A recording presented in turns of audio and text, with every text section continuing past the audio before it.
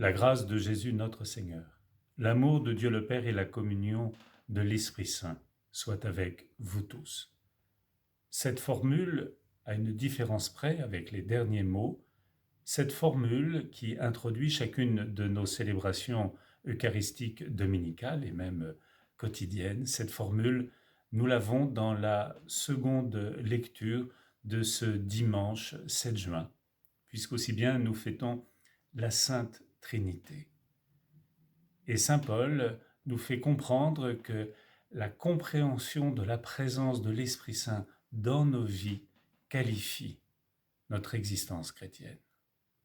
Avec toute l'Église, qui a un grand souci pédagogique, nous entrons toujours davantage dans la compréhension du mystère de Dieu.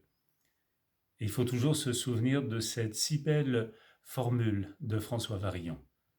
Un mystère, c'est pas ce qu'on ne comprend pas. Un mystère, c'est ce qu'on n'a jamais fini de comprendre. Dieu est infini, nous n'en finirons jamais de découvrir la bonté, l'amour, la grandeur. Du reste, c'est ce que nous entendons aussi dans la première lecture. Lorsqu'il y a cette magnifique rencontre avec Moïse et qu'il comprend peu à peu qui est Dieu. Dieu se révèle, il dit qui il est. Et le point ultime de cette autocommunication que Dieu fait de lui-même, pour reprendre une formule de Karl Rahner, cette autocommunication que Dieu fait de lui-même, c'est Jésus, c'est le Verbe, c'est la parole vivante. Et Tertullien nous dira, la parole est faite du souffle et le souffle est le matériau de la parole. Ce qui nous donne comme une clé de lecture, de compréhension de la Sainte Trinité. Et saint Paul aussi nous invite à vivre la joie, la paix dans la relation avec nos frères. Et c'est vrai que c'est ce que nous célébrons chaque dimanche de façon singulière au sorti de cette épidémie et le confinement qui s'en est suivi. En effet, quelle joie de se retrouver, de faire Église, et là on a l'étymologie, l'ecclésia, l'assemblée rassemblée pour célébrer, fêter le Seigneur. Alors, en ce dimanche, quelques rappels, en effet, avec la reprise des offices, la reprise du culte habituel dans nos églises, nous avons donc maintenant la faculté non seulement de célébrer les Eucharisties dominicales quotidiennes, en respectant les gestes sanitaires et barrières, mais nous avons aussi la possibilité de reprendre la célébration des mariages, des baptêmes, et pour les sépultures, avoir la capacité d'accueillir plus de personnes et, si les familles le souhaitent, de célébrer aussi l'Eucharistie.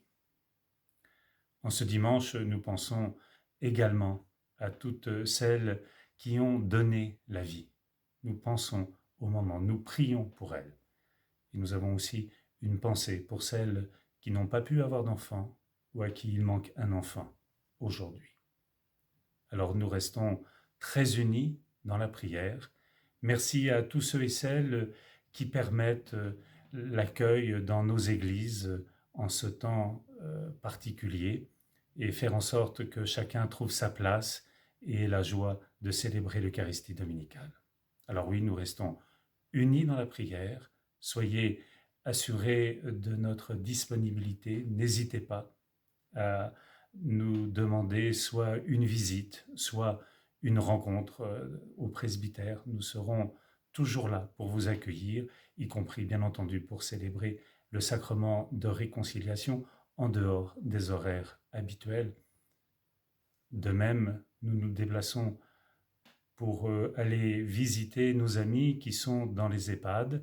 En effet, il y a une possibilité qui est faite pour que les prêtres puissent rendre visite à nos frères et sœurs qui, pendant un certain nombre de semaines, se sont trouvés très isolés. Et merci à tous ceux et celles qui ont prié pour nos frères et sœurs isolés et qui, de façon récurrente, ont donné des appels pour prendre des nouvelles. Prenez soin de vous, soyez assurés de notre prière.